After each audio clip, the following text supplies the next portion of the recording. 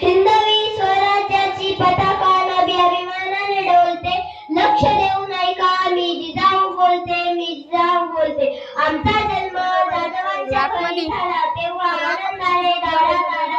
रांगोळी काढल्या गेल्या, तोरणा लावली गेली, हत्तीवरून साखर वाटण्यात आली. आमचं नाव जिजाऊ असं ठेवण्यात आलं. आईच्या इच्छेखातर आम्ही 6 भाषा शिकलो. त्या शिवबाराजे आमचं सर्वात धाकटं रत्न म्हणजे अतिशय कठीण परिस्थितीवर मात देऊन आम्ही शिवबाराजांना घडविलं. अंगणातली तुळस, गोट्यातली गाय, घरातली माय. अंगणातली तुळस, गोट्यातली गाय, घरातली माय. यांच्याकडे जर कोणी वाकड्या नजरेने पाहत असेल तर त्याची गाय करू नका. ही शिकवण आम्ही शिवबाराजांना दिली. शिवरायांविषयी जो बोलले